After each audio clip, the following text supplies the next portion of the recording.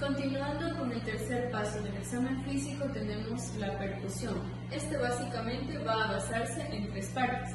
La primera, que va a consistir en percutir toda la extensión del esternón.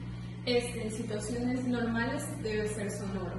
Cuando no hay la presencia de esta sonoridad, quiere decir que hay una patología como una hipertrofia ventricular o incluso un derrame pericárdico. El segundo paso va a ser en casos de agrandamiento ventricular izquierdo. Debemos percutir todo el área del choque apexiano para poder delimitar hasta dónde llega este agrandamiento ventricular. Y por último tenemos el latido epigástrico. Este lo vamos a palpar cuando el paciente inspira. Cuando el paciente inspira y este latido disminuye, quiere decir que corresponde al latido aórtico, que es una situación normal. Pero cuando este latido al inspirar aumenta, quiere decir que es por el ventrículo derecho por una hipertrofia. Como cuarto y último paso del examen físico tenemos la auscultación.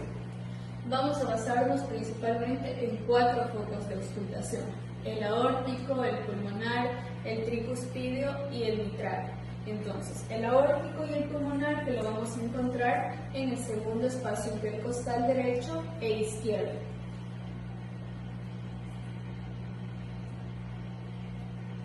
El foco tricuspidio y el mitral que lo vamos a encontrar a la altura del quinto espacio intercostal, igualmente derecho e izquierdo.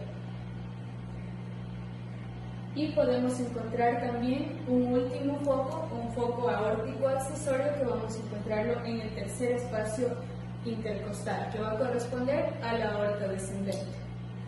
¿Qué es lo que vamos a investigar en la auscultación?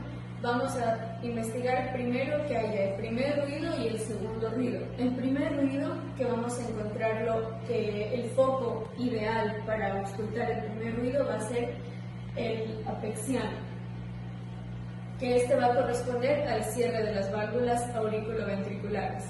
Luego el segundo ruido, que lo vamos a encontrar sobre todo en la base, va a ser donde mejor lo podemos auscultar, que va a corresponder al cierre de las válvulas semilunares.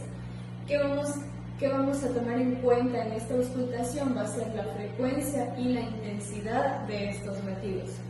¿Qué más vamos a tomar en cuenta? Va a ser la presencia de algún ruido agregado o ritmo de galope, la presencia de chasquidos, de clics, de frote pericárdico o soplos incluso. En el caso de los ruidos agregados podemos tener un tercer y un cuarto ruido. El tercer ruido, que puede ser por una insuficiencia cardíaca a causa de una sobrecarga del ventrículo. Y el cuarto ruido, que generalmente se lo escucha al final de la diástole, este va a ser por una hipertrofia ventricular, pero por una contracción auricular, que puede ser a causa de una hipertensión arterial. Estos ruidos se van a auscultar mejor con la campana más que con la membrana, debido a que estos son ruidos de baja intensidad. Otro de los ruidos que tenemos que tomar en cuenta son el chasquido, que este es sobre todo por la apertura de la válvula mitral en caso de que haya una estenosis en esta válvula. El clic, que podemos encontrarlo por la apertura de las válvulas semilunares en caso de que haya una estenosis también de estas válvulas semilunares. El frote pericárdico, que va a tener un componente sistólico y un componente diastólico. Debemos auscultarlo en diferentes tiempos debido a que el acúmulo de líquido entre el pericardio visceral y parietal puede alterar estos ruidos. Y por último, el soplo, que debemos diferenciar si es un soplo sistólico o un soplo diastólico o incluso un soplo continuo cuando permanece durante la sístole y la diástole. Esto nos va a ayudar a diferenciar si se trata de una insuficiencia o de una estenosis valvular. Y así es como termina el examen físico del sistema cardiovascular.